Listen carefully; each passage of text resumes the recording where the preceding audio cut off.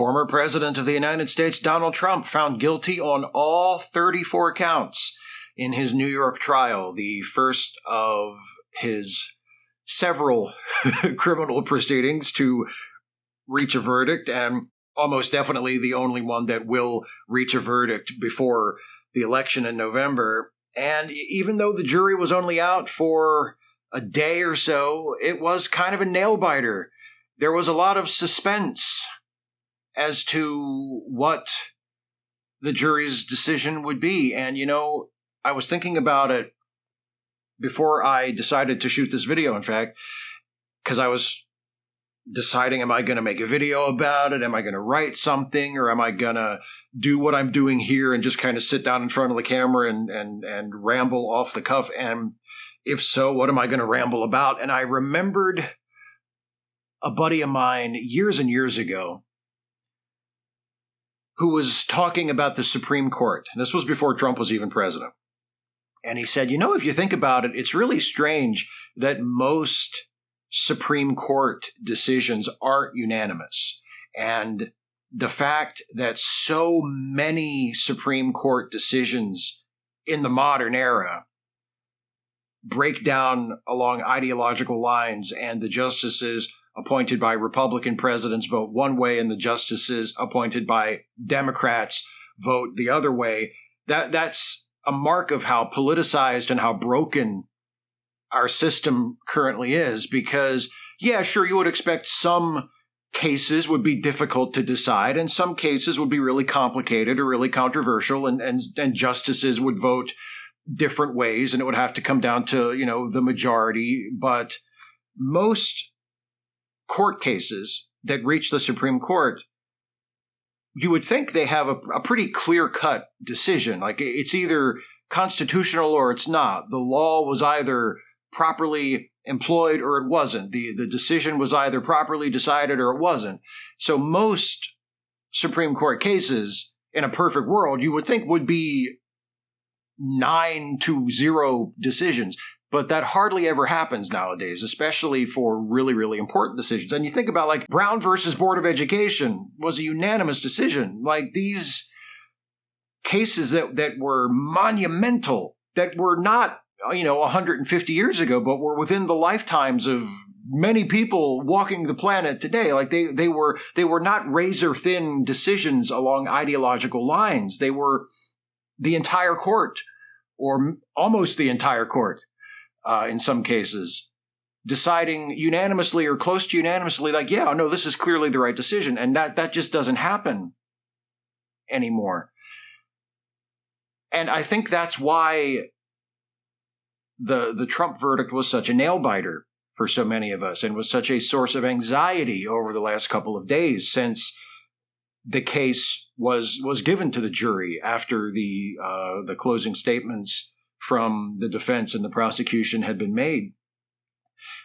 Because I don't think there's any doubt in the minds of most people outside the Trump cult that he's guilty, that he did the things he's accused of doing. Like, Donald Trump is the most guilty defendant that has ever sat in a courtroom. It's like, there's no suspense over whether or not he actually did the things that the prosecution is accusing him of, right? He did it. He's guilty. Of course he's guilty. He's Donald Trump. He's the most corrupt criminal president that has ever served in the United States. And that is saying something. And it's not just that he's a criminal and he's corrupt. He's so open and blatant and inept with his criminality and his corruption. Like, he clearly did it. He clearly did it. But the verdict was not a slam dunk. The verdict was not, you couldn't have the comfort of saying, well, the jury, I'm sure the jury will make the right decision and vote to convict. You couldn't have that assurance, because there's always the thought, well, maybe it'll be a hung jury. Maybe they won't be able to reach a verdict. There may be people on that jury, like there are people on the Supreme Court, who will not find according to the facts, will not find according to the law, but will vote to acquit just because it's Donald Trump. That was a very real possibility in the minds of a lot of people, including me. And the fact that it didn't happen is in some ways, a nice little surprise, and mostly what it is, and what I'm mostly feeling in the immediate aftermath of this verdict, is relief. I'm just relieved.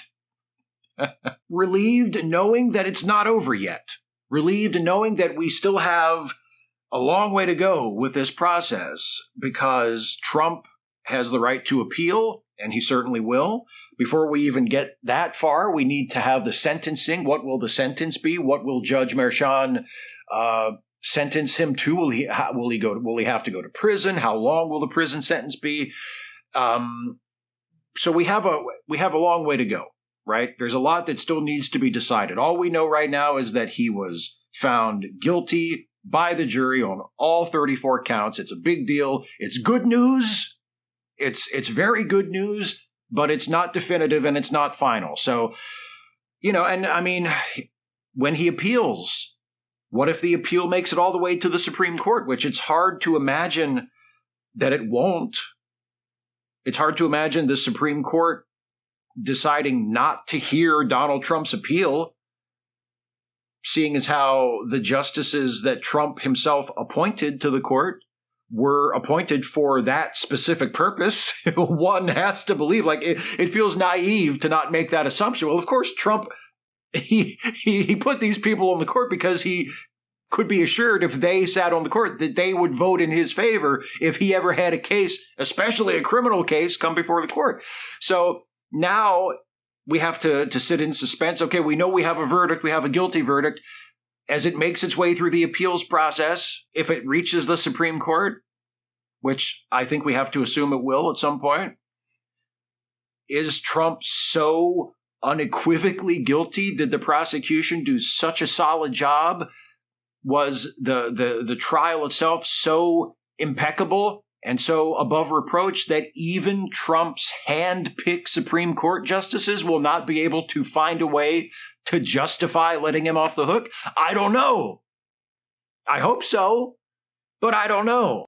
At this point, I'm just going to sit with this. I'm going to savor this moment while it lasts, knowing that there are a lot of more trials to come, trials of a different kind, knowing that the Democrats still have an election to win, knowing that we still have lots of questions we need to answer, like how will Trump and his campaign respond to this?